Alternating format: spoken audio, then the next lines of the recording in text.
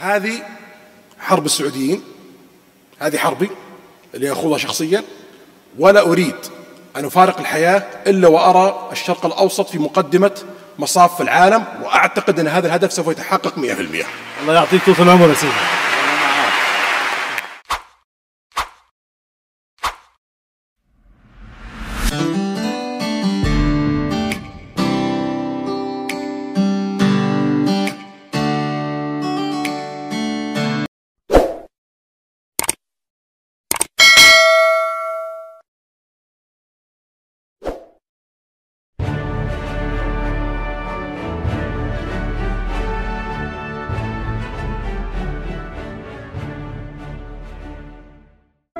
Manahel Al-Otaibi, perempuan instruktur kebugaran berusia 29 tahun, dihukum 11 tahun penjara oleh pengadilan Arab Saudi.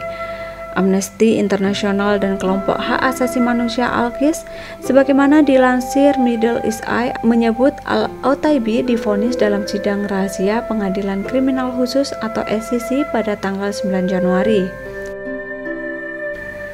Otaibi ditahan pada 16 November 2022 dan saat ini ditahan di penjara Malas di ibu kota Riyadh. Pada bulan April, dia memberitahu keluarganya bahwa dia ditahan di sel isolasi karena patah kaki dan ditahan dalam kondisi yang tidak manusiawi.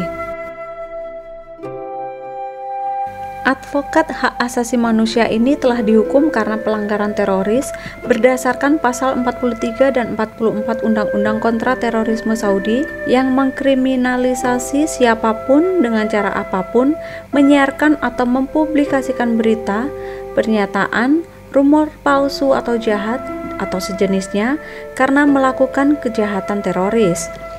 Namun, Amnesty International mengungkapkan bahwa perempuan berusia 29 tahun ini dihukum karena pilihan pakaiannya dan pembelaannya terhadap hak-hak perempuan.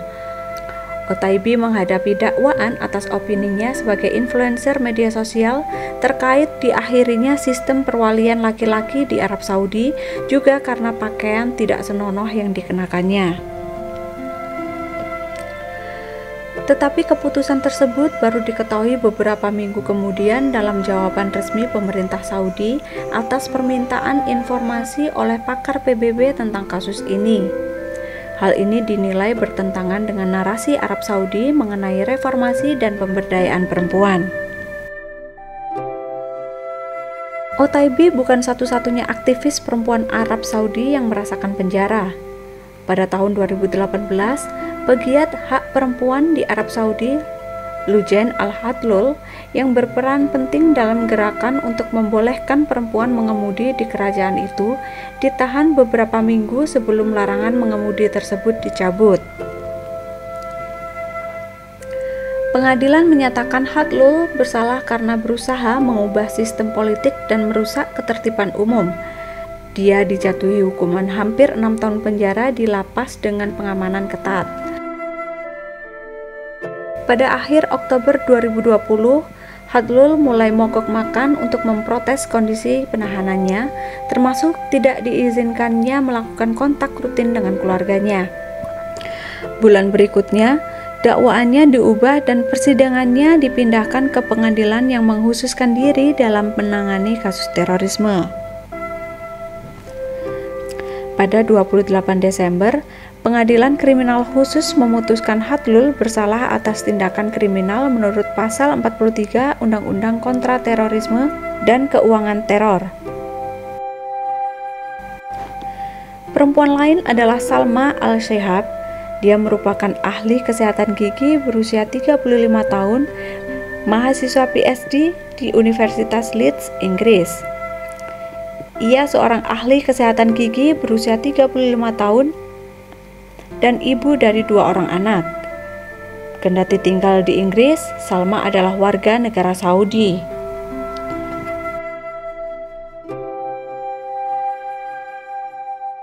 Pada 15 Januari 2021, saat berlibur di Arab Saudi, Salma ditangkap dan ditahan di sel isolasi setelah meretweet postingan yang mendukung izin perempuan mengemudi dan menyerukan pembebasan aktivis termasuk Lujain Al-Hadlul. Selama lebih dari 9 bulan, Al-Shihab diinterogasi sebelum dibawa ke pengadilan. Salma awalnya dijatuhi hukuman 6 tahun penjara. Pada Agustus 2022, Pengadilan Kriminal Khusus Arab Saudi menaikkan hukuman ini menjadi 34 tahun, sebelum menguranginya menjadi 27 tahun penjara. Apa yang menimpa para aktivis tersebut dinilai bertolak belakang dengan jargon perubahan sosial politik yang dinyatakan Pangeran Mohammed bin Salman. Di bawah kepemimpinannya, Arab Saudi memasuki babak baru. Dia mengembangkan ekonomi non-minyak, mengubah Arab Saudi menjadi negara investor dan menyediakan lapangan kerja. Ia juga mengembangkan visi 2030 yang berisi proyek-proyek strategis pembangunan kawasan untuk pengembangan ekonomi non-minyak, di antaranya adalah NEOM atau Neo Mustaqbal atau masa depan baru.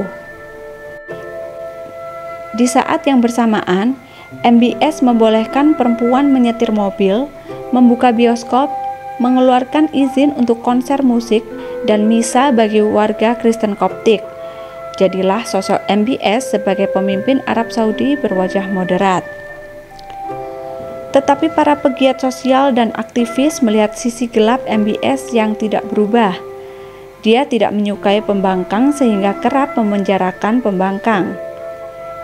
Otaibi, Salma, dan Lujin hanya beberapa di antaranya. Puncaknya, MBS dikait-kaitkan dengan kasus pembunuhan wartawan senior Jamal Khashoggi yang kritis terhadapnya. Pembela hak asasi manusia dan pengacara Saudi menuduh putra mahkota Mohammed bin Salman mengawasi tindakan keras terhadap pengguna media sosial setelah ia naik ke tampuk kekuasaan pada tahun 2017 dan memperkenalkan badan peradilan terkenal seperti SCC. Undang-undang kontraterorisme yang digunakan untuk menghukum Otaibi disahkan tak lama setelah bin Salman menjadi putra mahkota.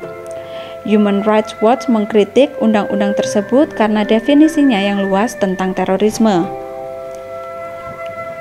Demikian pula, 2 badan baru yang dibentuk melalui dekret kerajaan pada tahun yang sama dinilai digunakan untuk menindas para aktivis, yaitu Kepresidenan Keamanan Negara dan Kantor Kejaksaan.